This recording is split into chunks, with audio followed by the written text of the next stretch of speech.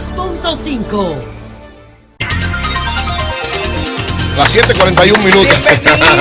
Gracias, gracias. Hacías falta, buen día. Buenos días, gracias por recibirme. Yo siempre sé que me quieren mucho aquí. Así es, así es. Y cuando salgo por cosas muy importantes para mí, pero siempre mi corazón está aquí. Tú sabes que la gente intensa se deja sentir Así y que cuando estás extraña. Y usted, amigo, es intenso. Si Gracias. no, pregúntenle a Sina. Así es. Pregúntenle Y al así. pastor. Intenso.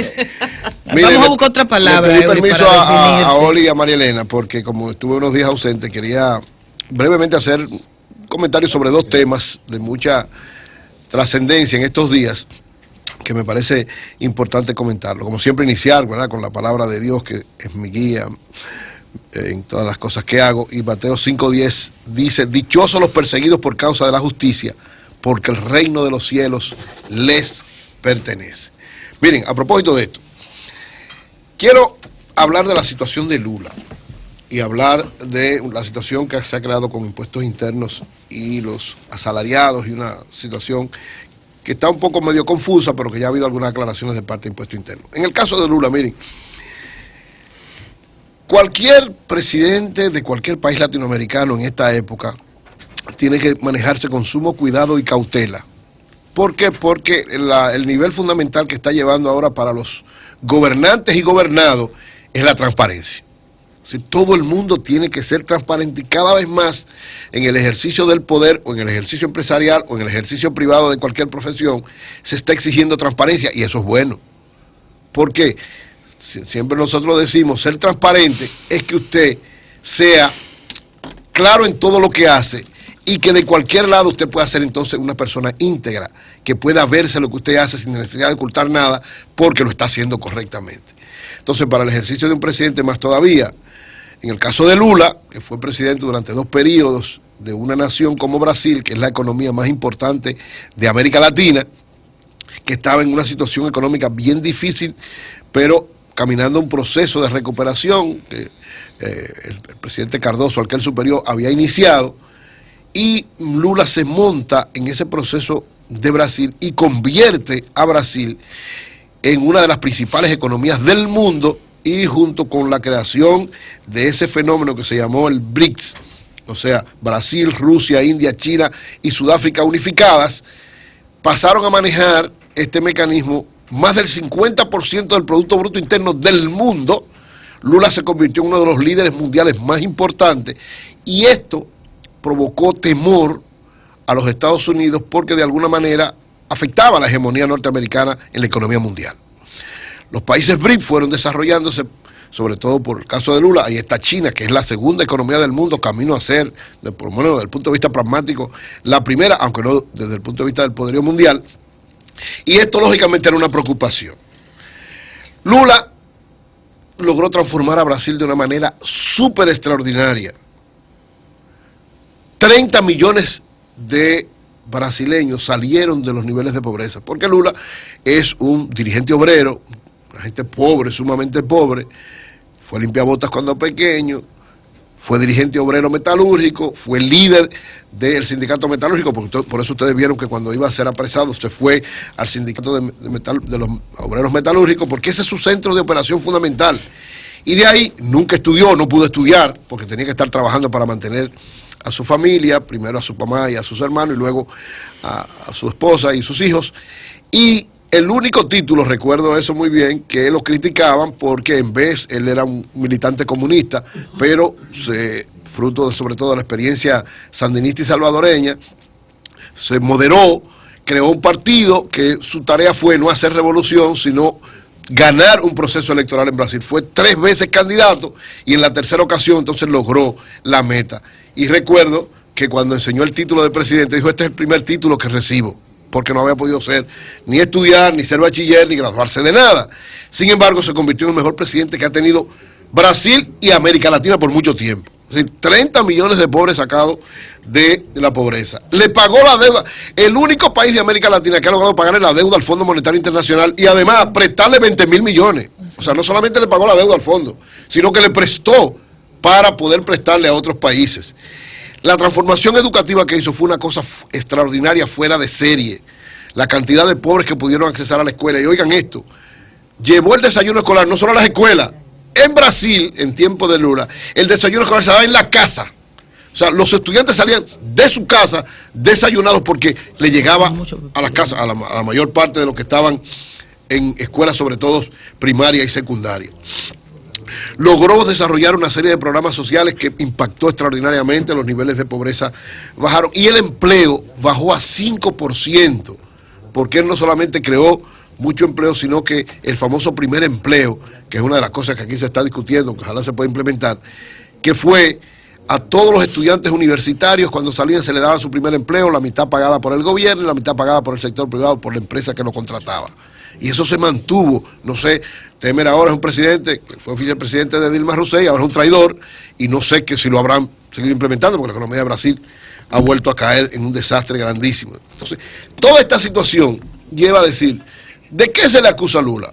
O sea, un presidente de esta magnitud, uno dirá, bueno, debe estar acusado de haberse robado 3.000. Él manejó, otra cosa, Lula manejó casi 10.000 billones de dólares en los 8 o 9 años que fue presidente, 10 años que fue presidente. Casi, oigan esto, estamos hablando de todo el dinero del mundo, eso usted no lo puede ni contabilizar. Entonces, a un presidente con esta característica uno dirá, bueno, lo están acusando de haberse robado 10.000 millones, 5.000 millones, 1.000 millones de reales, que son, qué sé yo, 500 millones, 600 millones de dólares. ¿Ustedes saben de qué acusan a Lula? O sea, a Lula lo acusan de, supuestamente, porque no hay ninguna prueba, por lo menos hasta ahora, supuestamente, o sea, un empresario que en la operación Lavallato, que una operación lógicamente fue en parte del periodo de Lula y él de alguna manera incluso fue como testigo, pero él no está vinculado a Lavallato, sino que uno de los empresarios, que es parte de la operación Lavallato, de toda esta corrupción que hubo en Brasil, él dice, el único testimonio, él dice, yo tenía un apartamento que se lo di a Lula.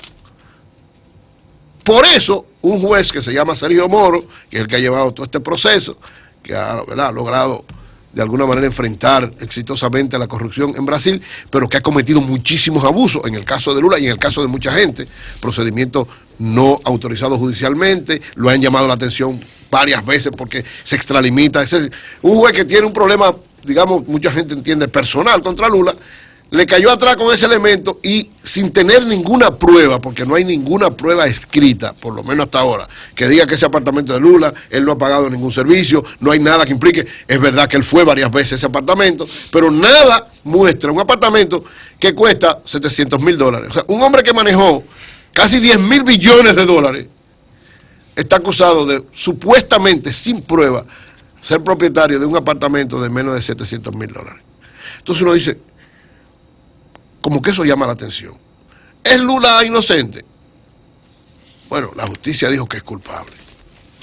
Pero cuando usted ve todas estas cosas, dice, ¿realmente es esto un proceso judicial o un proceso político? Si fuera un proceso judicial, con todo lo que implica hacer justicia, estaría avalado en pruebas, porque la justicia tiene que basarse en pruebas. Pero para una cosa, digamos, dentro de todo el dinero que manejó, dentro de todas las cosas que hizo, dentro de la transformación extraordinaria que hizo de Brasil, la acusación es un supuesto apartamento que no hay prueba real. Y señores, ustedes saben lo que es por eso meterle 12 años de cárcel. O sea, eso es un absurdo desde todo punto de vista. No para Lula. Supongamos que Lula fue presidente, tiene una serie de responsabilidades, para cualquier persona. Pero más para un presidente de un país como Brasil, que manejó tantos recursos, que hizo tantas cosas, y que la única acusación sin fundamento y sin prueba es ser supuesto propietario de un apartamento. ¿Qué es lo que hay? Cuando uno ve todo esto, uno dirá, bueno, hay que respetar una decisión de la justicia, hasta la Suprema Corte de Justicia, 6-5, decidió que él fuera a la cárcel. Él aceptó eso, que es lo que debe hacer, porque usted, si fue presidente de la República, no puede tampoco desacatar la decisión de un tribunal. Él no tenía otra salida. Pero en el fondo queda para cada uno de nosotros, y yo que históricamente he defendido a Lula, yo conozco a Lula, lo conocí en Nicaragua, cuando él no era presidente todavía. Yo estuve en Nicaragua durante un tiempo y fui a varias actividades donde él estaba. O sea, lo conocí, no es que soy amigo de él, pero lo conocí y conozco su historia desde ese momento hasta que fue presidente de Brasil y lo transformó de esa manera. Entonces a mí me llama la atención decir, ¿cómo puede un sistema de justicia actuar de esa manera? Simplemente, pienso yo, podré estar equivocado, pero mi percepción sobre esto es que hay detrás un gran proceso político en contra de Lula, del PT y de todo lo que representa ese movimiento de transformación de Brasil, por parte de sectores que no entienden, como Lula lo escribió hace tiempo, dijo, nunca pensé que poner un plato de comida en una mesa de un pobre generaría tanto odio en una élite que tira toneladas de comida a la basura todos los días. Ahí está la clave de por qué, sin pruebas, sin fundamento, a un presidente que manejó miles de millones de dólares, se le acusa injustamente, sin pruebas, reitero, por propiedad de un supuesto apartamento que no cuesta $700.000. Eso es un abuso, pienso yo. Eso pone a la justicia brasileña en la peor situación y lógicamente ahora empezará un proceso político como respuesta que no solamente será en Brasil, tal como decía Julio hace un momentito, en la cumbre que va a haber en Perú, en Lima, de seguro que el tema Lula va a ser uno de los temas fundamentales, porque todos los presidentes de América Latina se van a ver en el espejo de Lula. Todos los presidentes actuales de América Latina se van a ver en el caso de Lula. Es decir, que hagan una buena gestión y que por pendejadas, digamos, de cualquiera que quiera acusarlo, sin fundamento, sin prueba, de alguien que lo suceda, lo pueda meter preso, someterlo a la justicia y meterlo preso. Entonces yo creo que este ejemplo de Lula, a pesar de estar detenido, es impactante para lo que va a suceder en América Latina de aquí en adelante. Y finalmente, miren, el otro caso decía era lo de impuestos internos.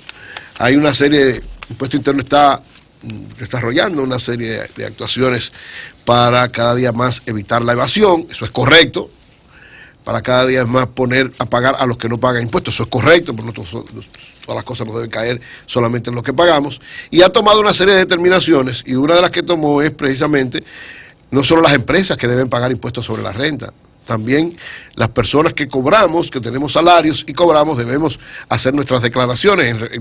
En Dominicana no hay esa costumbre, lógicamente tiene que desarrollarse. Todo el que vive en Estados Unidos, todo el que ha vivido en un país desarrollado, digamos, sabe que tiene que hacer su declaración. Recuérdense, los que hemos vivido en Estados Unidos, los que conocemos, tenemos gente, saben que abril es un mes clave para hacer los impuestos, el famoso income tax se llama en Estados Unidos, que todo el mundo, empresas y personas, tiene que hacer su reporte de impuestos, todo el mundo.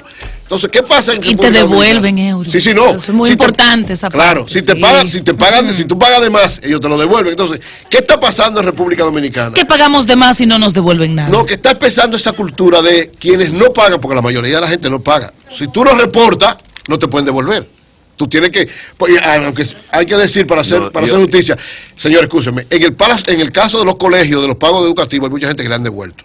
Me consta, pues yo conozco mucho. Pero bueno. No se lo indexan. No, te lo devuelven. Entonces, ¿qué es lo que pasa? Se lo indexan para el pago siguiente. La cultura impositiva tiene que ser, porque si una empresa tiene que hacer reporte y paga impuestos, una persona también, porque es lo mismo en otro nivel. Es decir, el empresario tiene que pagar sus impuestos y la persona, lógicamente, si tú tienes beneficio, si tú no tienes beneficio, tú tienes un nivel de pago. En el caso de las empresas. En el caso de las personas, si tú no has pagado lo que corresponde, tú tienes que pagar eso. Porque se supone que tú recibiste ese dinero y hay una parte que tú tienes que pagarlo al Estado. ¿Qué dice Impuesto Interno ahora? Dice, primero, la información que da... Hay algo que para que tú puntualices ahí. Dos puntos, Eury.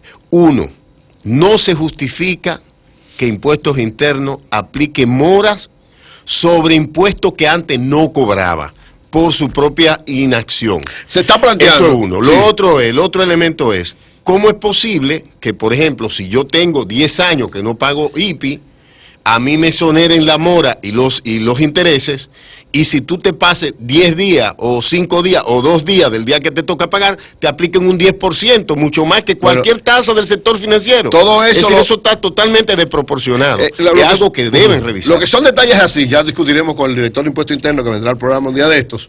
Pero ahora mismo, ¿qué es lo importante de esto, me parece a mí? O sea, el que todo el mundo tiene que reportar. Eso es correcto, porque eso es una forma de cada día la economía hacerla menos informal. Todo el mundo tiene que reportar. Tiene que haber justicia en eso. Por eso yo estoy de acuerdo, aunque a todo el mundo el asunto de la amnistía siempre le llama la atención, pero evidentemente aquí hay una serie de situaciones que incluso hay gente que desconoce cómo se hacen las cosas. Yo pienso que debe plantearse la amnistía y de aquí en adelante entonces orientación, aunque hay un conjunto de personas que han ido a reportar y que han llegado a acuerdos con impuestos internos, yo creo que eso también es correcto, pero yo comparto el asunto de que de ahora en adelante se haga una especie de amnistía, sobre todo para las personas físicas, y hay una explicación, una campaña clara de explicación, que es una de las cosas que yo me quejo casi siempre, cuando se pone un impuesto, cuando se pone una nueva ley. Usted tiene que hacer una campaña siempre de la gente conozca lo que tiene que hacer, porque no hay cultura todavía en torno a eso. Entonces yo creo que es correcto lo que está haciendo Impuesto Interno, pero debe ser acompañado primero de una campaña agresiva y amplia de educación sobre esto, facilidades en términos, yo estoy de acuerdo con una amnistía, y que de aquí en adelante todo el mundo sepa lo que tiene que hacer, así como pasó con las empresas, que tuvimos que buscar incluso contables especiales, especialistas en impuesto interno en pago de impuestos, para que los prepararan nuestras contabilidad. Eso mismo va a acontecer. Habrán profesionales que desarrollarán trabajos especiales para auxiliar a las personas a hacer el pago de sus impuestos. Pero señores, todo el mundo, si queremos que una sociedad se desarrolle, todos debemos cumplir con nuestros deberes, y parte de nuestro deber es pagar impuestos. Cambio y fuera, Pablo.